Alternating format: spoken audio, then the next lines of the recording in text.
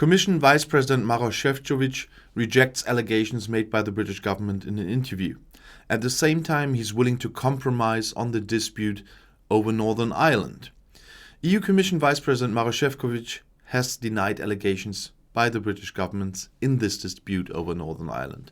London Foreign Minister Dominic Raab said on Wednesday that the EU was trying to build a border in the Irish Sea between Northern Ireland and Great Britain in breach of the spirit of the Northern Ireland Protocol and the Good Friday Agreement. That agreement ended the civil war in Northern Ireland. In a conversation with the Süddeutsche Zeitung, that's a German newspaper, and international media, Šefčovič replied that Raab's claim raises many question marks because it is based in diplomatic terms on a complete misunderstanding with regard to the agreement we have concluded, or in non-diplomatic terms, it's complete bollocks.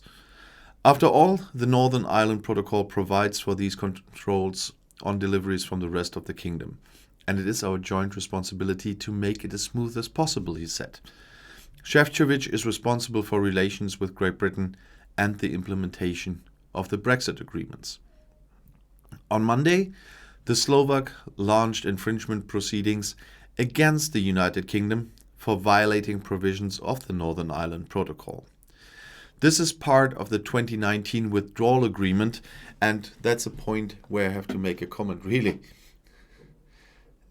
The Northern Ireland Protocol is part of the 2019 withdrawal agreement, and that thing is ratified by both sides. That was signed by both sides and is in effect since January 31st, 2020.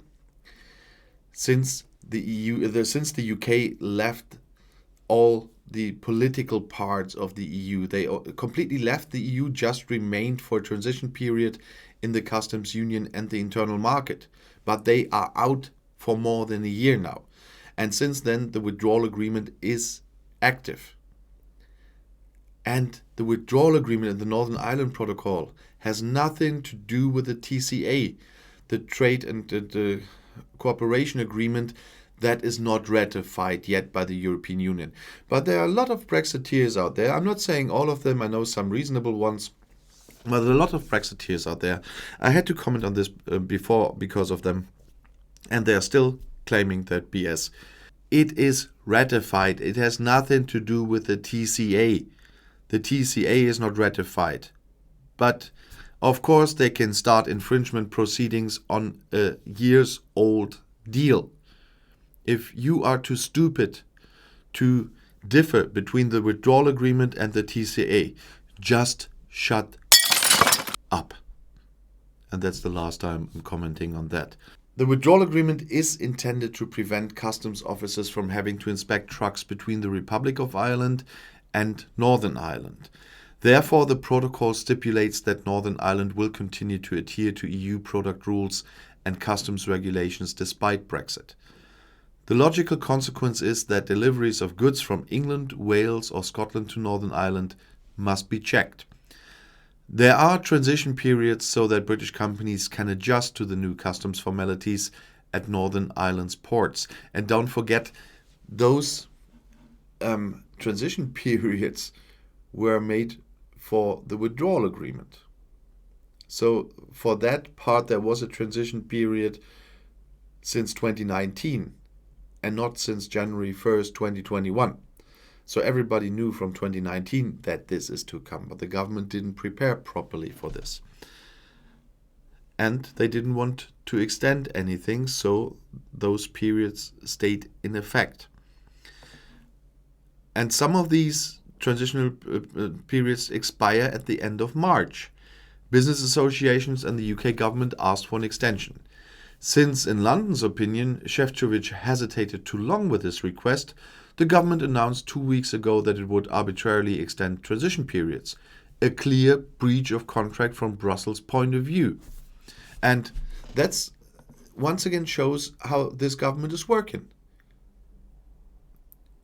If you don't do what we say in the timing that we want, we just do what we want, no matter whatever we signed, no matter what deal we have. That's how this government is working. And Šefčovič does not rule out extensions. We understand that adaptation is more difficult and that companies need more time, he said. But the British government must explain exactly how they want to use the extra time and complete the preparations. And that's the problem with that government. They have had a lot of time and did not do any preparations. They just want extra time, but I'm quite sure they don't even know themselves what to do with that extra time. And so that extra time is a complete waste of time. But Šefčovič continued, what we got here from the government is absolutely inadequate. There are no clear steps, deadlines and intermediate goals, he complained. We want a clear plan of what will happen in the coming weeks and months and when the rules can then be fully applied. And nobody, even not the stupidest Brexiteer, can tell me that this is an unreasonable request. The EU politician Manfred Weber is now also putting pressure on it. The Christian Social Union European politician Manfred Weber links the ratification of the trade agreement with the UK to a settlement of the dispute over the Brexit special rules for Northern Ireland. If a solution is not found by Easter, he does not see how the EU Parliament can confirm the Brexit trade agreement during this time, said the group leader of the European People's Party after a report in Spiegel on Friday. And he's not some backbencher, he's the group leader of the EPP. And he said, we're not going to let Boris Johnson show us. The British government had announced that it would unilaterally postpone the import controls in Northern Ireland that were agreed in the EU exit treaty for 6 months. The unauthorized deviation from the valid agreement angered the EU. It has therefore initiated infringement proceedings. The responsible EU Commission Vice-President Maroš Šefčovič, as I said before, open to a compromise.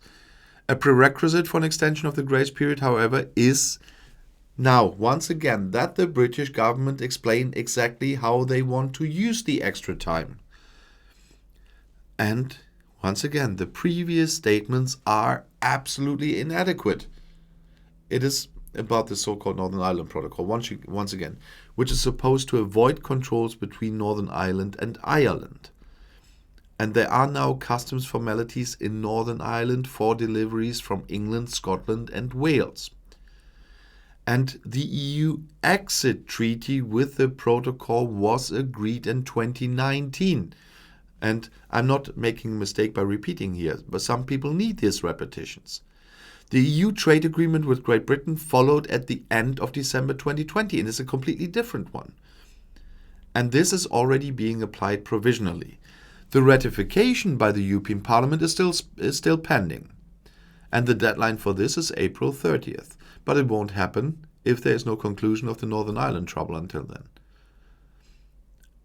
And another thing is the postponement of import controls and import customs declarations by Great Britain could still offer local companies in Germany additional opportunities, says a tax expert.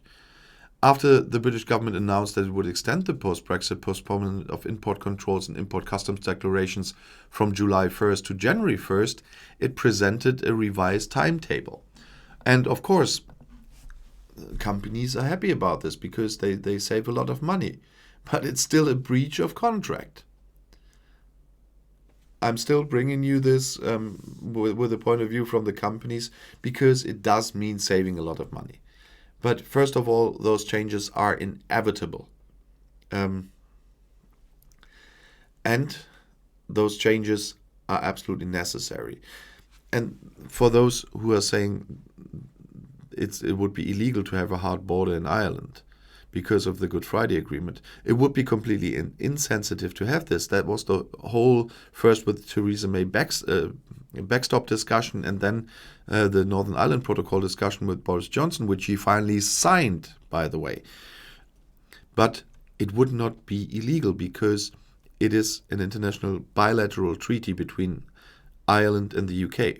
But from the beginning, when that was signed, it was clear Ireland was a member of the EU, and in regard to everything the EU has authority over. EU law breaks national law. we have a lot of dealings of our Constitutional Court with that always confirms that. EU law supersedes national law in the cases where the member states agreed to give the authority to the European Union. And of course, there are other mechanisms where they are all involved. They have a veto. So whatever is in place because they wanted it to be in place. That's what the UK never understood, or the people in the Leave campaign never understood. Nothing happened there without the consent of the UK, and nothing happened in the EU without the consent of the now 27 member states.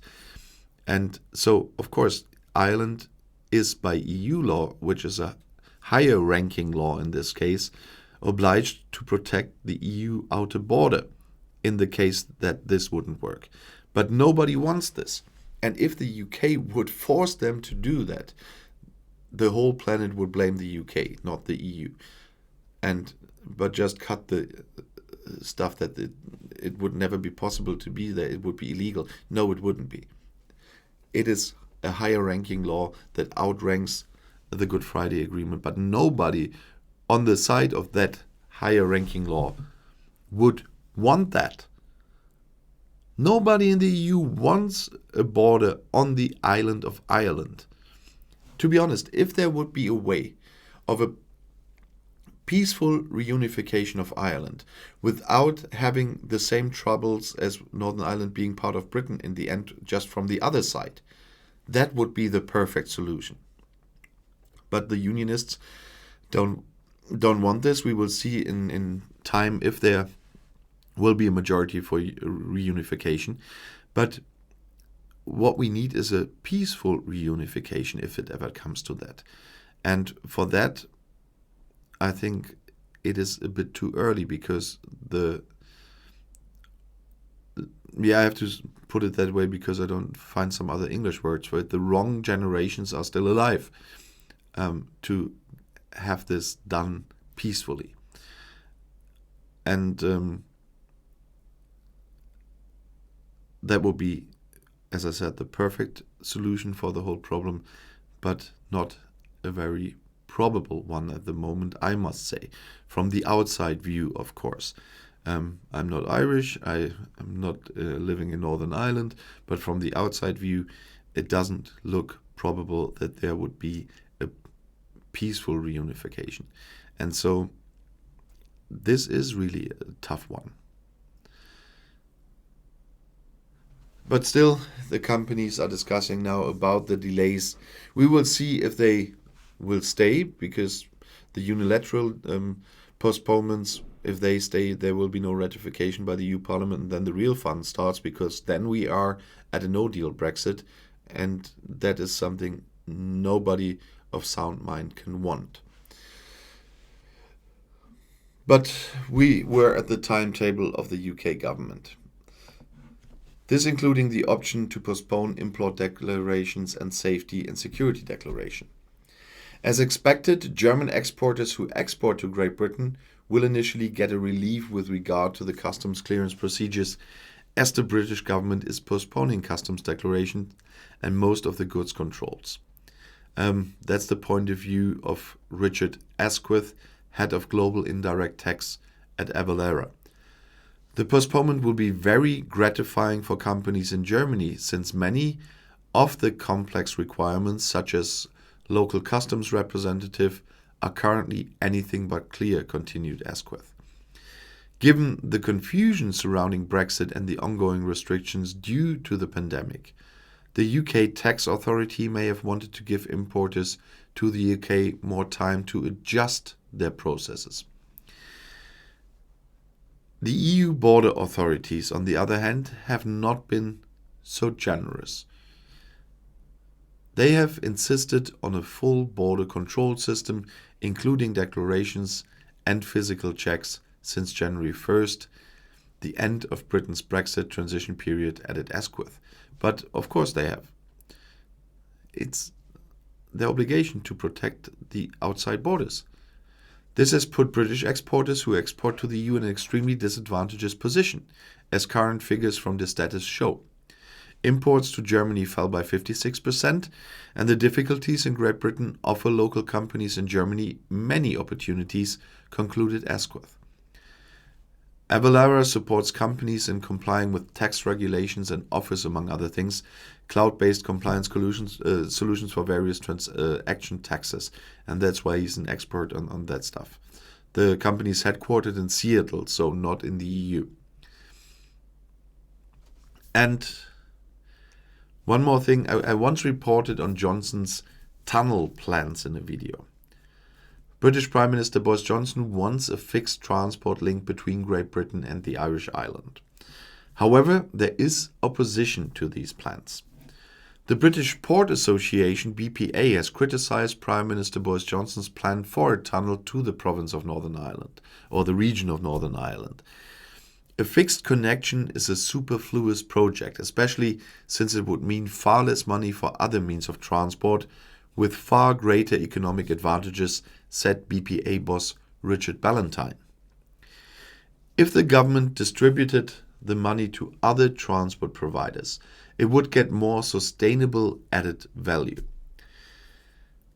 He said, "We have several sea connections between Great Britain and Ireland that offer jobs and opportunities for other locations." The Scottish regional government also criticized the project, which is currently being examined by Johnson's government. Transport links across the Irish Sea are not a priority, said Transport Minister Michael Matheson.